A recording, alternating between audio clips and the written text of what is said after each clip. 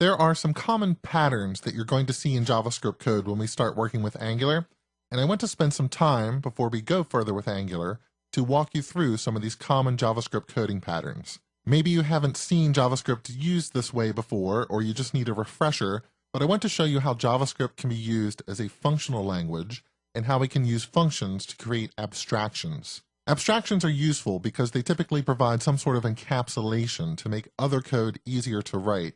And Angular relies heavily on the functional nature of JavaScript to build abstractions. So all this knowledge will come in useful later when we get to the other modules. So let's start by talking about using functions as abstractions. Inside of my plunk, I've deleted the code that we had previously in script.js, so there's no more call to raise an alert here. And I also want to go in and I want to turn off the auto refresh just so it doesn't confuse us. The code that I want to write in here is, first of all, I want to create a variable called work, and I want that variable to immediately point to a function. The purpose of this function is to abstract away some sort of operation that needs to be performed. We need to do some work. We want to wrap all that work up inside of this function and assign it to a variable called work. And the only work that we'll actually do in here is something very simple, which is I'll just do a console.log that will say working hard. So that should appear in the console down here when I actually run this program. Currently, if I were to refresh the page, nothing would appear in the console because we're not invoking work, we're just defining work. But I could invoke work, refresh my preview, and in the console we should see working hard. Very good.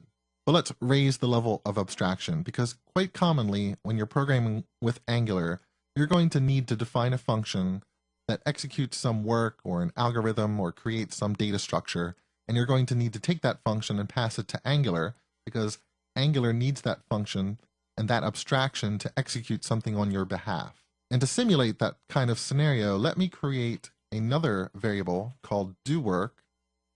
doWork is going to be a function, and this function takes a parameter. I'm going to call it f. And this function expects that f will be another function. That is something it can invoke by applying parentheses. And so now if I call doWork and I pass in my work variable that happens to point to a function, all of this should still work and we should still see working hard when I refresh because I'm passing that work function into doWork, which is actually where the work is executed. And just to be clear, I'm not invoking work. What that would do is invoke work and pass the result or something that is returned from work into doWork.